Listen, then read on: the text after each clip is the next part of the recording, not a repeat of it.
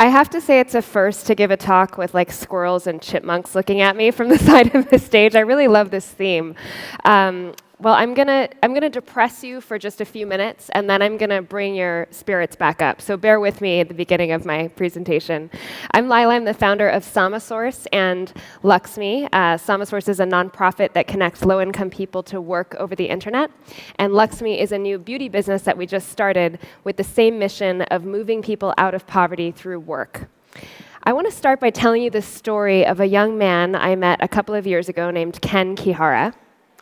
Ken grew up as an orphan in Mathare, which is a slum in Kenya. Have any of you seen Slumdog Millionaire, by a show of hands? Okay, so you're familiar with what a slum looks like, but just to jog your memory, this is what most of Ken's childhood was like. He grew up in this neighborhood. This is him walking me around a couple of years ago. And he was orphaned at the age of around 9. His mother and 7 of her 9 siblings died of multi-drug resistant tuberculosis in the middle of this slum. Now, he grew up, after the year 2000. He grew up in modern times. This isn't something from 100 years ago. This is happening today. And miraculously, despite growing up in this environment, Ken managed to get into one of the best schools in Nairobi, in the capital of Kenya, and did really well. He flourished. He graduated with honors. And then he graduated from high school with 0 opportunity. In a place like Kenya, there are very, very few opportunities for student loans and very few chances to go on to college and get a traditional job. So what are people like Ken left to do? They work in the informal economy. About 1 billion people work full-time around the world and still earn less than $2 a day, doing things like what Ken used to do, picking up trash by the side of the street. He actually worked by picking up little bits of metal and selling them to the local recycler in the middle of the slum. And this that you see on the side here, this is a place called Mathare River. It is an awful place where he would go and wade in and pick up bits of metal to sell to the recycler just to make $2 a day. And this is someone who can read and write beautiful English, who graduated pretty high up in his class in a boarding school in Nairobi, but just didn't have any economic opportunity. Now, this is a tragedy that the world has responded to. And the way we've traditionally responded to problems like those of Ken is through traditional charity, what we might consider the Mother Teresa model. Let's raise money, let's raise donations, and give free goods and services to people like Ken so that they can hopefully live better lives. And the philosophy behind much of this is that service is inherently good. Mother Teresa even went so far as to say that, I think it's very beautiful for the poor to accept their lot and to share it with the passion of Christ, and I think the world is being helped by the suffering of the poor. And her idea was that by empathizing with low-income and poor people, we could really try to understand them on their level, and that the spirit of service and sacrifice is what really matters in the world of charity. And that philosophy was really a guiding force in the giant industry of international development, which got started after World War II. So many of you have probably heard of the organization CARE. The term care package actually got its name from this organization, which started off by sending care packages of food to families in Europe that had been devastated by World War II.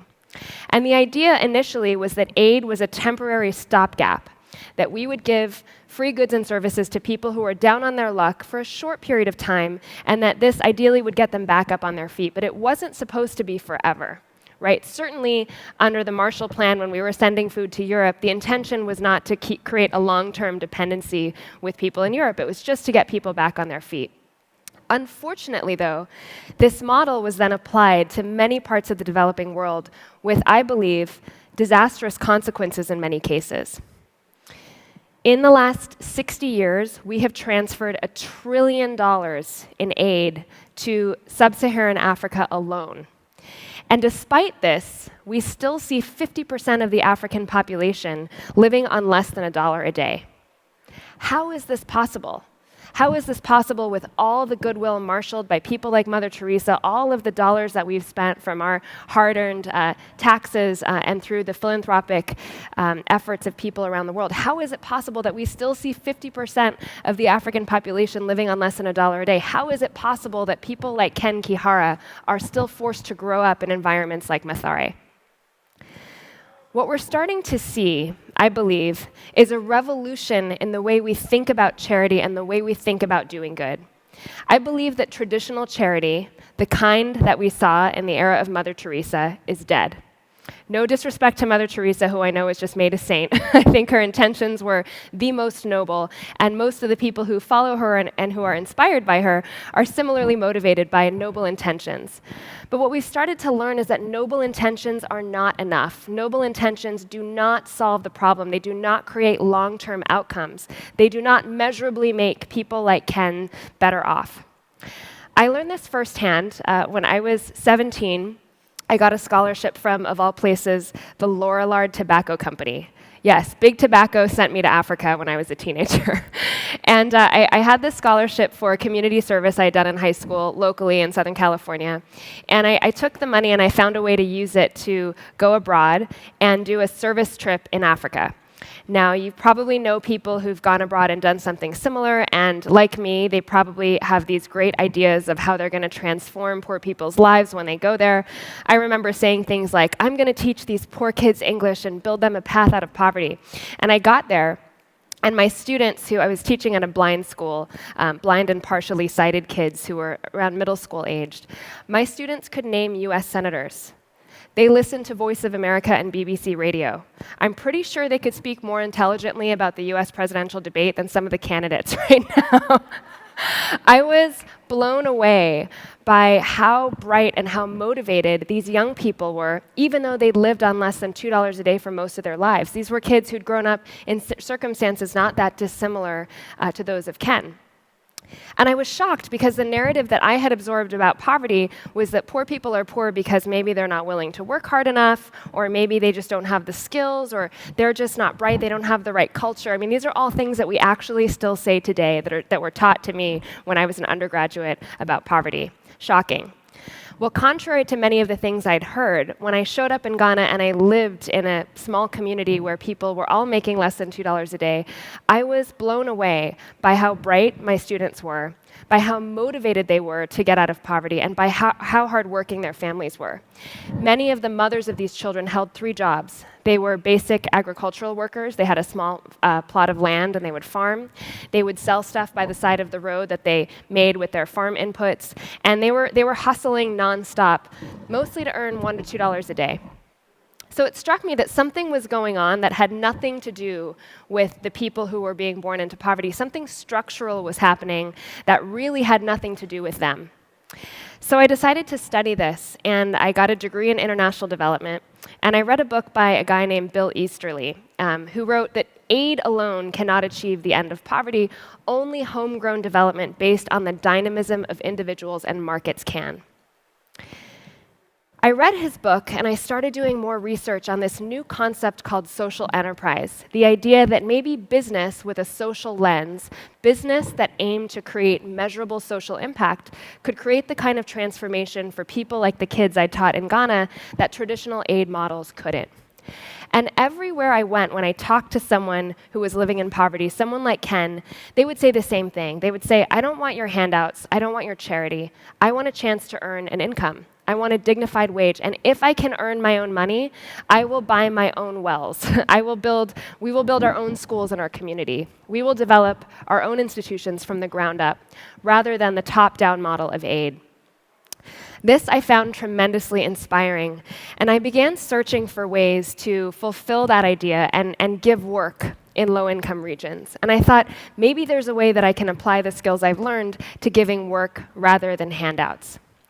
A couple of years later, I was working as a management consultant. I had become totally disillusioned with the NGO community, and I stumbled into the world of data processing and outsourcing.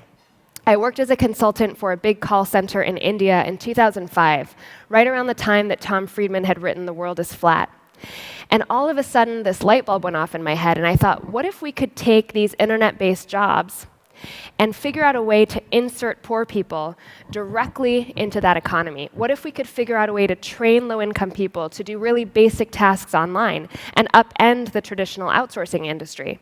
The outsourcing industry has created billions of dollars for a few wealthy entrepreneurs. I thought, what if we could use it to create a few dollars for the billions of people living at the bottom of the economic pyramid?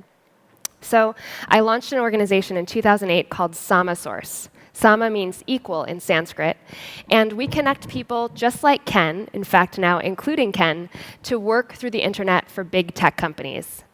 Now, many people when I first had this idea and shopped it around to the major foundations said that I was crazy. One woman at a foundation said, and I basically quote, poor women in Africa will never be able to do this kind of work on computers. It's too complicated. They need wells, they need clean drinking water, they need an education before they can do any of this work. And there's such a myth that I still see perpetuated about low-income people, which holds that they somehow don't have the same grasp of technology that we do. Well, let me tell you this. If you put someone like Ken in front of a computer, he or she will respond just as quickly as a young person here will.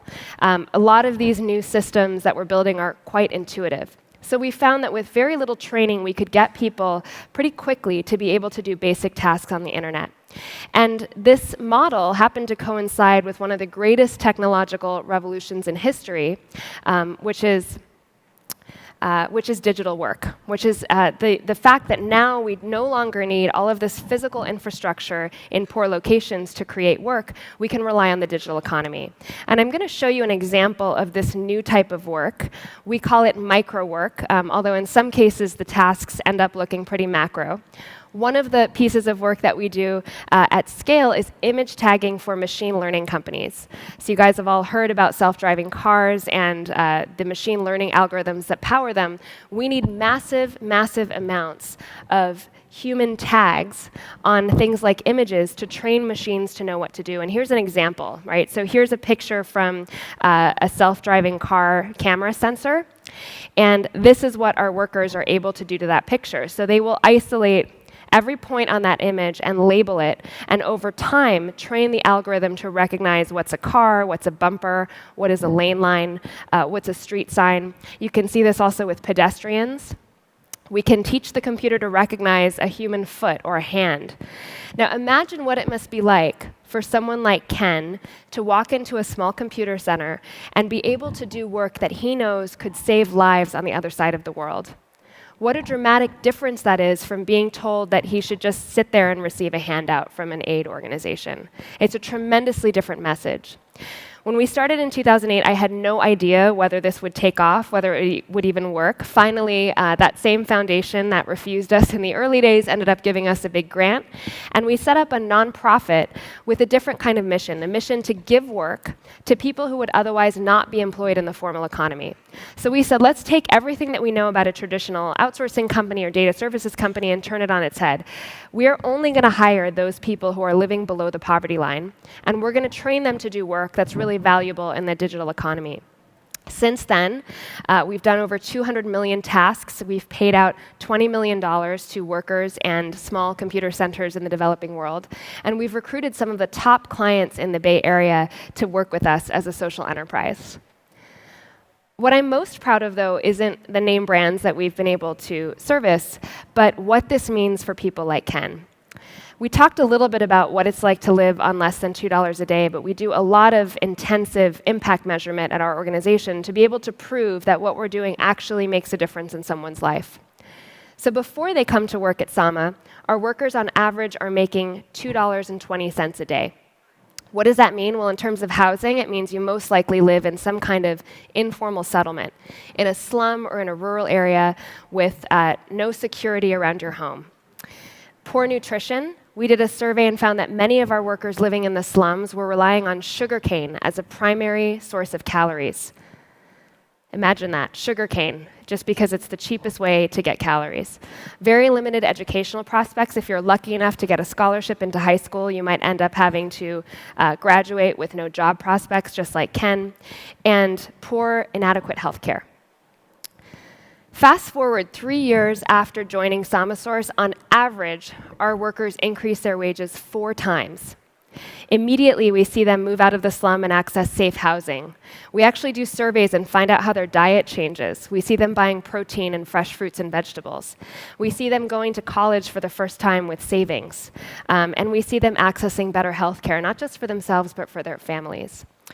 Since 2008, we've been able to impact, to transform really, over 30,000 people's lives. This is now almost 8,000 workers just like Ken and their families. Each of them supports a range of people, some up to 14 people, depending on their income. Ken is one of those people.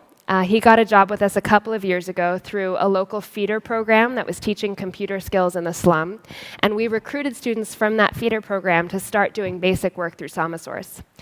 Since then, he's moved out of the slum.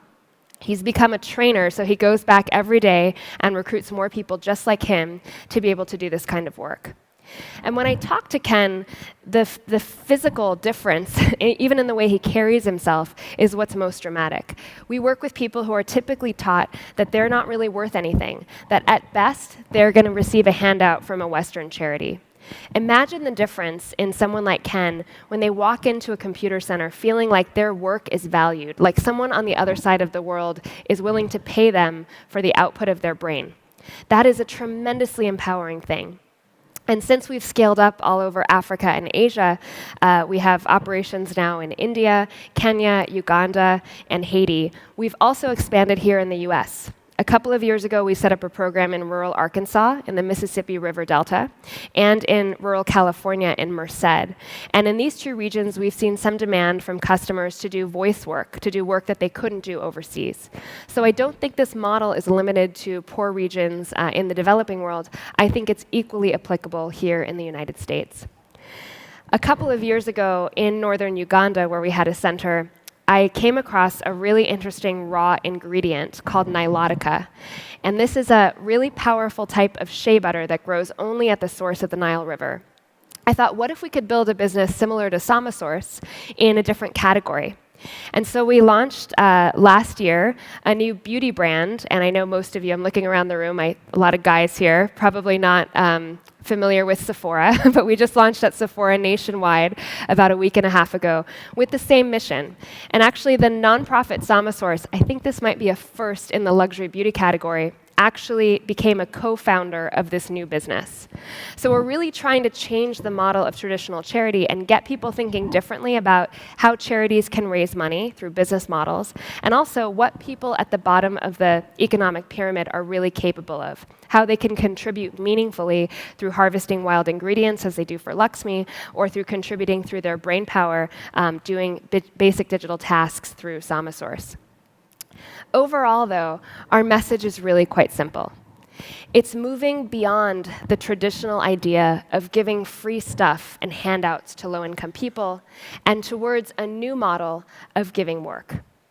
I really believe that giving work is the future. It is the only way that we are going to address that 50% of people who still live on less than $1 a day in sub-Saharan Africa, despite the $1 trillion we've spent there in the last 60 years.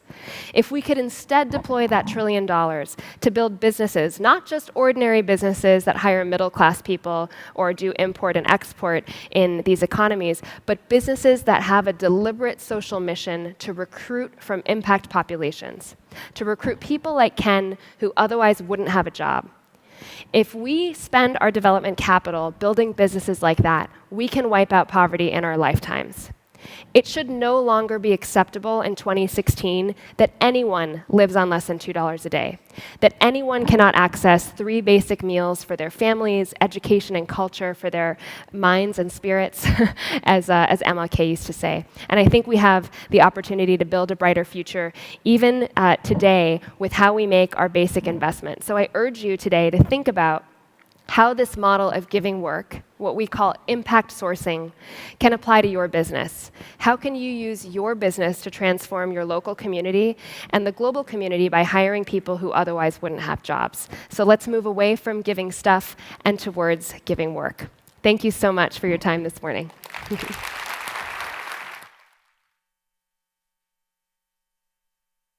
Ladies and gentlemen, please welcome founder, Code for America, Jen Pahlka.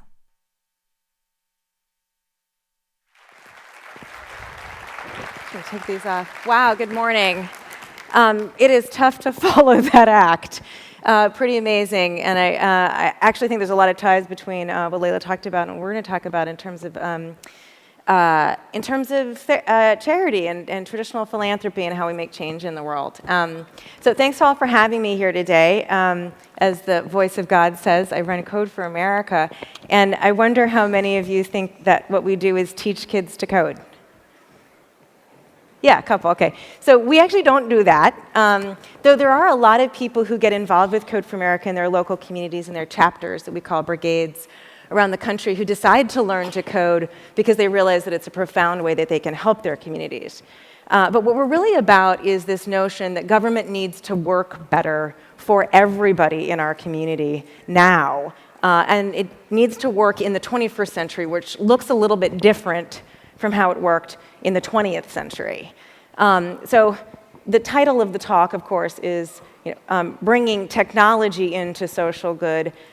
What I'm going to do today is talk a little bit about how government works and sometimes doesn't work that well from through the eyes of some of the people who are using these programs. And as I talk about it, I would challenge you to think about certainly technology is going to play a role, just as it did in the last presentation, but what is it really that we're bringing to the table beyond technology? So think a little bit about that as I share our stories. I'm one slide behind.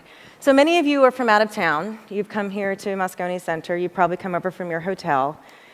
You may have come across some of San Francisco's problem with our homeless population. There's a lot of people in San Francisco who can no longer afford to live in a home here. You've probably connected it, as you naturally would, to the big economic boom and the cost of housing. That's exactly right.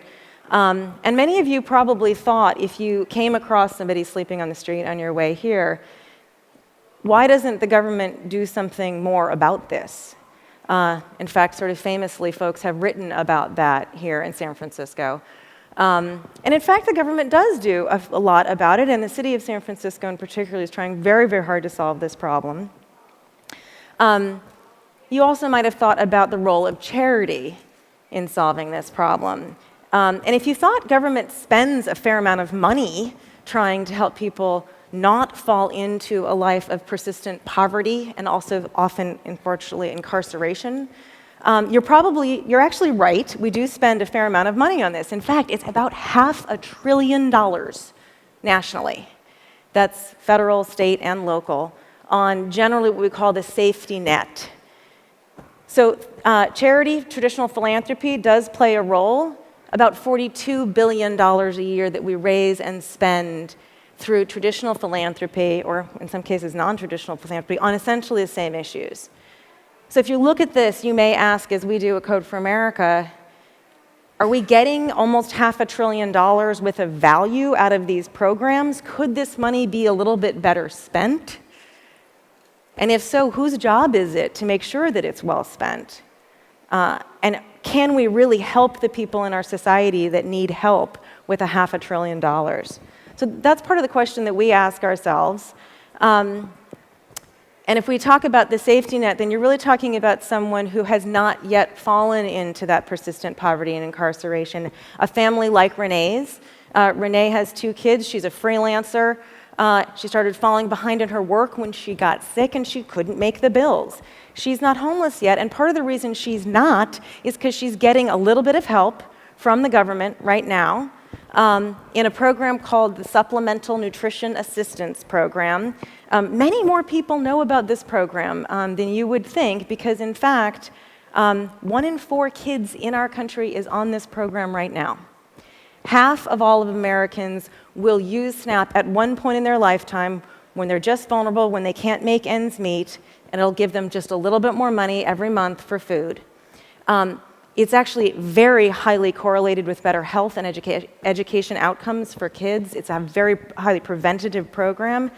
And yet there are 10 million people in this country who are eligible for the program, but they're not actually getting that benefit of that little bit of help. Here is one of the people who tried to get on the program. Her name is Pat. Pat lived her whole life in San Francisco. She was a writer, an editor, and a teacher here.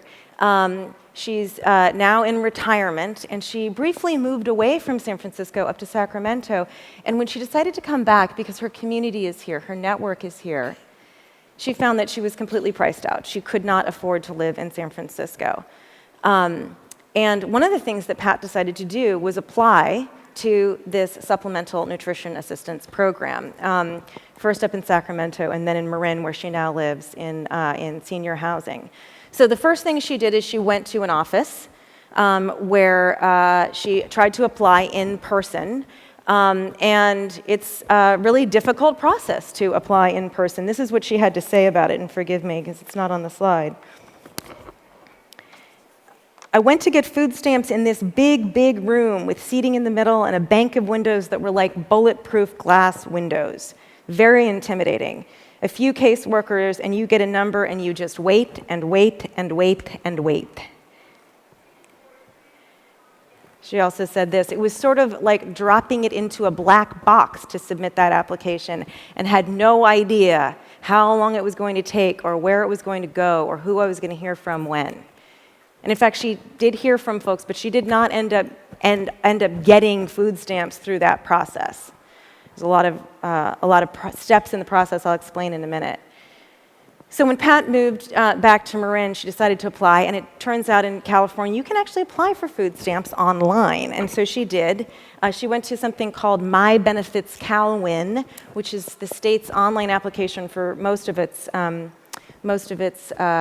applicants, and this is what that looks like. So she went through about 50 screens, 200 and something questions, and here's the problem. Most low-income folks in our country right now access the internet primarily through mobile phones. Leila talked a bit about our perceptions about low-income people and technology, and in fact, there's a very high use of especially mobile technology amongst this population, but that does not work on any mobile phone or any mobile device. You must be at a computer with a broadband internet connection and one that doesn't time out, which is very unlikely. So most people who try to apply for food stamps online in the state of California don't get through that incredibly confusing and intimidating process unless they have someone who's assisting them right next to them, often a social worker. So that also didn't work for Pat, and doesn't work for most people who try to apply for food stamps in this state. Sorry, guys. So if you think about the in-person experience and the online experience, you'll start to understand a little bit why you have a program that's unbelievably expensive to administer, $8 billion in administration, and that is just sort of for the direct services. There's an entire ecosystem around this of people who assist at food banks, et cetera, and the costs for that are not captured here. Expensive to administer, and still expensive in the sense that we are not actually getting all the people the benefits that they need. So as I said earlier, very high correlation with health and education outcomes for kids. So if we spend $1 on a food stamps for a kid today, that's money we're not spending on some much, much more expensive intervention later with those kids. This is money extremely well spent. And also, it stimulates local economies. There's a huge boost from this money coming from the feds that's spent in a local grocery store, and this is just basically a win for everyone. So at Code for America, we thought, you know what, we can fix this. That online application is sort of bananas. Let's just fix this. We'll make a better one. We did. We created something called Get CalFresh. If you'd like to demo it, go to demo.getcalfresh.org. If you know someone who would actually like to apply, just go to getcalfresh.org. So this is a very simple, easy-to-use mobile application. You can do it right now, I'm sure, on the Wi-Fi or even on your mobile. And we thought, great, now that we made it so easy for people to apply for food stamps, I'm sure we fixed the problem, right? But let's just check. Let's just check in with our folks. So what we decided to do was text message everyone who applied and said, okay, so you applied for the thing. The next step in most cases is that you'll have to do a phone interview with an eligibility worker. So we texted folks. Did you get your interview? What happened? Did you provide the documentation? And tried to see if after they applied, they actually got all the way through the rest of the steps. And in fact, we found that they do not. And here's a little bit about why. There are about 3 major use cases here, cases here I could describe. I'll just go through a couple of them. This was the letter that Jake Solomon got in 2013, one of our Code for America fellows, when he was working on the project. It's telling him that his interview is on April 25th, but it's in a language that he doesn't read. We found that a lot of our people would get the letter telling them when their interview was after the date of the interview. We found that other folks would find out that they were being asked for documentation that they didn't have or couldn't produce. And this is not an intentional thing. This is just the bureaucracy asking them to do things. There was one county in which we found that everyone was getting something called a fraud protection and prevention form. And the questions on it are very hard to answer. You're hard to answer with confidence. You feel like maybe you're being set up for something. You don't feel like you want to answer these intimidating legal questions. And so people wouldn't fill it out and send it back. And when we called the county welfare director there and said, you know, this isn't required by any law, policy, or regulation, and it's reducing your enrollment rates, she said, we don't send that out. And then she called us back 2 weeks later, and she said, I am so grateful. Thank you for letting me know that that was going on. I didn't realize that that was something that was happening. It's a form that was phased out. I've talked to our eligibility workers. They're not doing it anymore. And then their enrollment rates start to go up. And here's a thing that I really want to stress in this story is that the folks in government who are doing this work are not the enemy. Every single time we have worked with the government to say, this thing that you're doing is getting in the way of your users getting the benefit, they have said, thank you, let's work on that. And that's the most hopeful thing, I think, that gives me an incredible hope that this is all going to get better. So we thought that our magic sauce was a better application. In fact, our special sauce is data. We help governments understand their users' experience so that they can change their processes and actually make these things far more easy for the folks who are trying to access the benefit, but also far easier for the social workers. And I'll talk about that in a second. So let's return to Pat, who went through Get CalFresh, did get her benefit, and now she's got $90 a month extra so that she's not running out of money right in the middle of the month. I know that doesn't seem like a lot of money, but trust me, when you're trying to live on a very, very small income on your Social Security check after years and years of working, that's the thing that just gets you through the rest of the month and keeps you from falling into that persistent poverty. One of the great things about Pat is that she shops at the farmer's market, where a lot of farmer market will do 2 for $1 with your EBT card. EBT is the how we do food stamps these days. So she's also getting out into her community. She's buying healthier food, which is true of almost all food stamp recipients. And she's interacting with her community. This is an amazing way that she feels like she's getting not just the physical benefits of better food, but also the emotional benefits of being out in her community. And speaking of emotional benefits, her experience working with Get CalFresh instead of the sort of bulletproof window experience that she had when she initially tried is one of feeling cared for. You guys check in every 3 weeks. How's it going? What's going on? That was really helpful for me. She has this positive experience with government. And we don't really talk about politics at Code for America. That's not what we do. We work with the operations of government. But we are talking right now at a time when we're in a national election and everyone's wondering, why don't people want to engage? Why do people have such negative experiences? Why are people pulling away from civic dialogue and from voting and from, frankly, trust and faith that government can work? And if you think about the number of people who access government programs, we all do. We go to the DMV, we pay our taxes. When we have these experiences that feel like that bulletproof glass window, instead of an open window, an open dialogue, where there's human beings on either side in the government and the folks that are trying to access it, I think it actually does have something to do with civic engagement. We think of civic engagement as voting, but very many times it's just the interactions that we have with government. So Pat's there at the farmer's market. She's really getting out in the community. She's doing great stuff. And her life is so much easier because we are improving not just her experience of the CalFresh program, which is what we call SNAP in California, But we're improving it for everyone who goes after her because we're helping the government do a better job. We're very proud of the fact that it is gone from about 270 minutes for someone to enroll to about 10.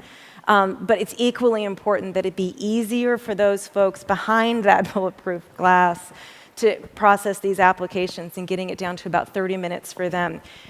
If we do this at scale, which we are starting to do, we estimate we can save about $120 million in administration of this program just through helping governments do a better job. But of course, if you're thinking about helping people at that vulnerable moment in their lives, it's not just food assistance. There's a bunch of other government services that need to work better than they do today, and where government workers need to have the data and the insight that they need to do the right thing. A couple other examples of work that we're doing. Right now, we've got a team that's partnered with New Orleans, where there are 7 job training centers that you can walk into if you're unemployed. But unfortunately, that experience of walking into the job training center is a bit like Pat's experience walking into that office for her food stamps. You're not exactly going to walk in and get that job training and leave. There's many visits that will be required for you to come back. You have to be extremely persistent to get in anywhere near the actual job training. So we're spending about $15 billion a year helping people get job training, and it often needs to be retraining. And yet it's not really helping. We need to redesign that service from the bottom up so that we're truly helping the people who need help. Now, one part of getting a job in this country, if you happen to have made a mistake in your past and have a felony conviction, often these are very low level, sometimes drug-related felonies that happened years ago, but you have somebody who has this on their record, is trying to be a productive member of society, but because they have to check that box on the not only the application for employment, but also makes them ineligible for student loans and ineligible for public housing. We're keeping people in persistent poverty because of that. Now, in California, and this is true in many, many states, we passed something called Prop 47, which allows people to legally reduce that to a misdemeanor or remove it from their record so that they actually can get a job that they're qualified for. And yet again, the process for that is a very long, very complicated process that starts with going to a legal clinic or public defender's office between the hours of 9 and 11 on Tuesday mornings and filling out a bunch of paperwork and then being very persistent following up with all of these things. It can take up to 2 years. It costs about $150. Because of all of this, this is, I think, for LA County, only about 7% of people who are eligible to expunge their records have even started the process. So we have the intention of the voter to let people off the hook and get themselves up, and yet the process itself makes it hard to actually get the outcomes that we intended. We're running the exact same play I described with the Get CalFresh here. We just have a simple, easy-to-use mobile online application, puts you into the queue, and then we follow up with you by text message and walk you through the rest of the process and help those offices that are processing these understand the ways in which they're making it harder for their people instead of easier. So we're texting with all of these people all the time across a number of services, and it is really heartbreaking to read these texts from time to time. This is from a woman who is asking if it's possible to expedite her Prop 47 paperwork because she's really trying to get a job, and she knows that she's going to fall under that line if she doesn't get one soon. She asked us, what is the goal of the judicial system? Is it to correct people who made a mistake or crush and eliminate them? It's very hard to hear that and realize that we can be doing better by people like this who are trying so hard to pull themselves up and do the right thing. We've been working broadly also in keeping people from falling into unnecessary incarceration. You say, well, what is unnecessary incarceration? It can mean a lot of things. We started working in Atlanta in 2013. The city government asked us to look at a problem. They have a lot of people in jail for traffic tickets. Now, who goes to jail for a traffic ticket? Well, this is how you end up in jail for a traffic ticket. You have to wait online for at least 5 hours to even pay that ticket. Well, that seems like a pain in the butt probably to most of us. But if you have a low-income, inflexible job, you're actually choosing between keeping your job and paying that ticket. It's a very rational decision not to deal with it. You also may not be able to afford it. And so you don't deal with that ticket. You end up with something called a bench warrant for your arrest, and the next time you blow through a stop sign or whatever, you go to jail. We can do the same thing that we've been doing with all these things, help people fix these things by text message, make appointments for them so they're not having to wait online, wait in line, try to get them to pay online, remind them of their appointments. But there's a lot of things that we can do using particularly mobile technology to reduce unnecessary incarceration. We've taken that project and now are doing it as something very similar in Salt Lake County, where folks are trying to comply with the terms of their probation so that they don't go back into jail. This is very profound work, and I thought I'd just share with you, again, a little bit of like what you come across when you work in this area and you get text messages from people who are trying to do something that I didn't understand at all when we started this project. I'm like, well, what does it mean to comply with the terms of your probation? You just don't commit another crime, right? Well, no, you're supposed to get a job, but you're also supposed to randomly go get drug tests. And so what you do in the morning is every morning you must get up and go find a phone if you don't have one, or use your few minutes that you have on your plan to call and listen to a really long IVR, interactive voice response system, to find out if today is the day that you've got to go get your drug test. And if you do, then you've got to get all the way across town and do this thing and come back. And so the experiences that people have when they're trying to comply with their terms are kind of crazy. It's just a very small sample of them. But here's someone who got a job but has to walk very, very far. She's got problems with her legs, so it's painful. But she says it's not too painful. The connecting buses only come once an hour. Not complaining. You hear this all the time. I'm having trouble, but I'm not complaining. Very positive. Here's somebody who couldn't check in, but because I believe this was a he. He's supposed to check in with his probation officer, but he got a job and they won't let him use his phone at work, and he didn't get any breaks. This is also, by the way, not legal not to give people breaks. You hear so much from these folks that is incredible gratitude, and you get to see how incredibly kind and supportive and helpful those caseworkers are to their clients. On a regular basis. They're actually they're using the platform not to just say, hey, remember to go get your drug test, but to send encouraging messages to their clients because they very much care about them getting through and not recidivating. And this is the response from someone: thank you for helping me out today. You really motivated me to do my best when it comes to getting myself on the right path. Thank you. So I asked you to think a little bit when we talked about, is it technology? It's not fancy technology that really helps us make government work better for people. Certainly there's a lot of technology in there, and a lot of it is text messaging. But I hope what you see there is what I've seen over the past 6 years of doing this work. Illustrated most for me by this window in the government digital service in the UK. It's just one of the first groups that said, we are going to put the absolute best technologists and designers in the country on the job of government services. And they've done a fantastic job making government services work as well or better than all of your favorite apps on your phone that get you anything you want in the world. If you visited their office, and I believe this is still up, you would walk by a window where someone had put up a piece of butcher paper and just ripped a little corner out of it, a little corner out of it. And if you ever have a question when you're working at the government digital service about who it is you work for, they will take you over there and say, see those people on the street? That's who we work for, users. And to me, this really is the special sauce of this movement to make government work better. Yes, we need to use technology. It is the 21st century. We cannot be continuing to do everything on paper, and we can't continue to have everything be so overly complex that it's hard for everybody. There's no need for that. We can do this simply. So the technology is important, but the understanding of users is really what the tech industry is bringing to government in a profound way, and I hope all of you are doing that in your jobs as well. It goes far beyond tech. So I took a year off from Code for America. I went and worked in the White House. happened to be there during the disaster, and then success, I will remind you, of healthcare.gov, where I started to see the lead policy people in government start to understand that what the tech industry brings to government is this focus on users, and that has an enormous application really for how we govern, not just for tech.